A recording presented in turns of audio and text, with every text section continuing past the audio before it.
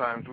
We've been shrinking our reserves, not only cash, but our actual reserves of commodities that we used to have in storage. The government actually held products in storage, in silos, in bins, in barns.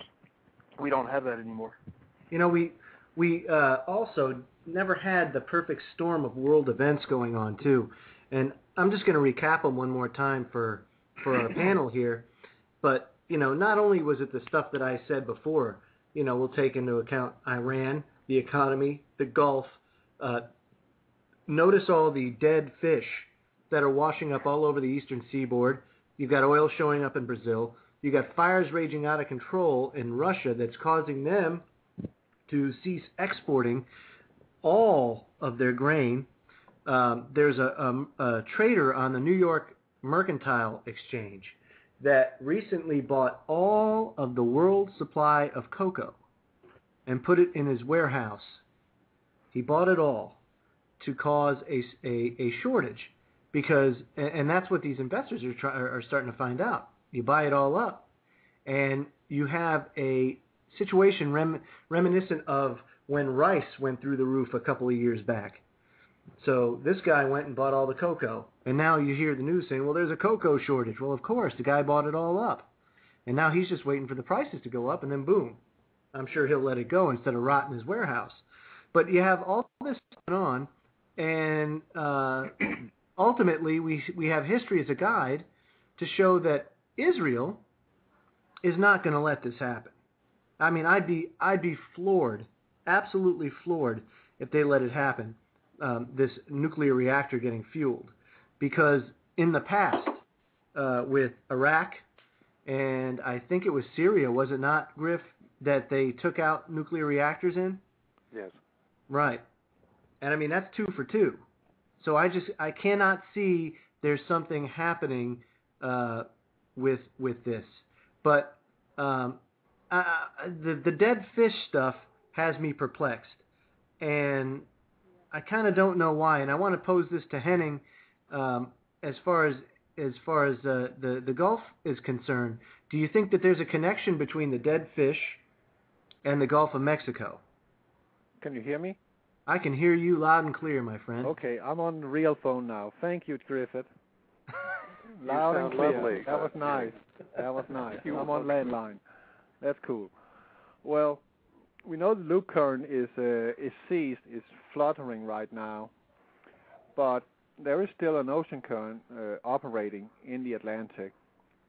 And with all this correction and all this oil being spewed into the ocean, that has reached the Atlantic Ocean, and there will still be some kind of vacuum effect due to the current is passing by and into the Gulf itself, but also passing by east of Cuba, and that gives a kind of a suction.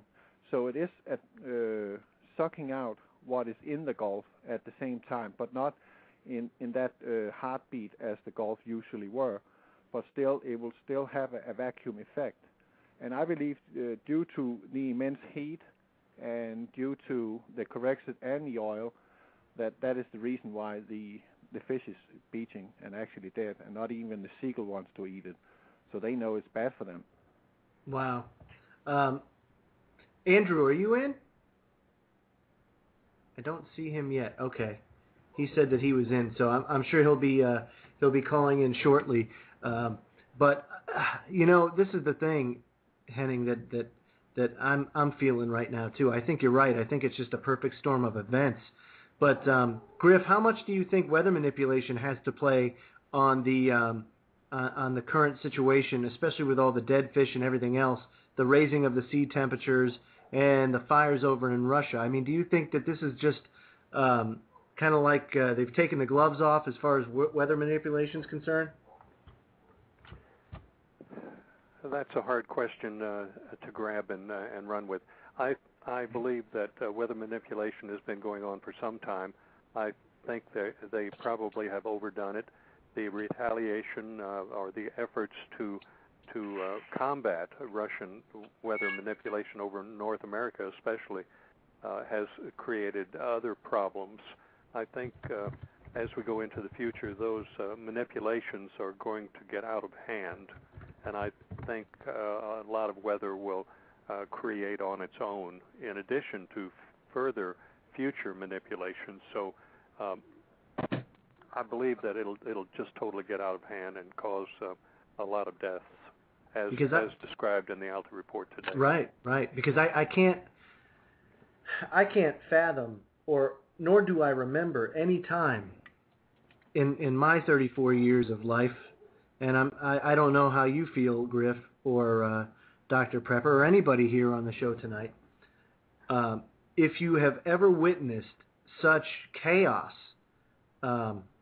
before from all over the place. And I just don't mean one event. I don't mean something like World War II where you know that there's going to be chaos, hell, everybody's at war. But just so many different events going on at the same time that could each in its own right be cataclysmic. It's just it's absolutely mind-boggling to me. And Andrew, you're here. Can you hear me? I can't hear you yet. I had to mute my mic, but yes, I'm here. Outstanding. So the panel is here. Very good. Very good. So, Henning, as far as the latest information on the Gulf is concerned, I know you put out a video last night about there being a device down there. Can you explain more about what that device is and what it does? I can't prove what it does because they ain't going to tell me the truth about what's really going on down there. But 2 weeks ago, I was sitting and watching the BP live feed, and I was watching these yellow devices, and they were hooking up 1-inch or 2-inch hoses, rubber hoses, with nozzles on them. And I was told by a YouTuber that is actually Corexit, which is coming out of those nozzles.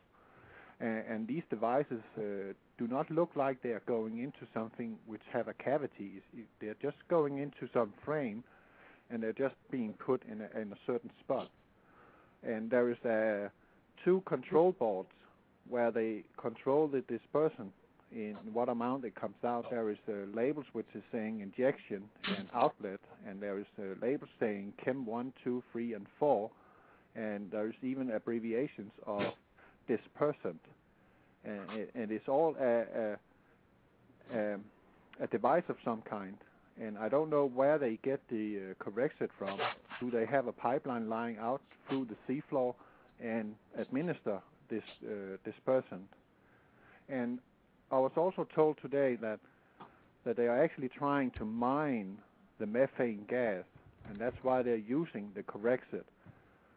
So if that is the case, that they are trying to mine the methane, then we are still in serious trouble because this is so toxic, and I cannot at any point say, well, that's okay, you want to harvest some energy for our consumption while you are polluting our oceans and killing everything in it. That's not okay. Not at all. And I don't care if they are using it for the oil or they are using it for the methane. It is not okay at all to use that product. No, I agree, my friend. I agree. Now, let me ask you that, Griff. I think it was you. Didn't you say that there is a strong possibility that the aquifer system and the fresh water can be tainted from such heavy use of this dispersant and possibly the stuff that's spewing from the Gulf? I think by sealing the wells, and they've lied about that so much that I'm not sure which well is which and which well is putting out into the land.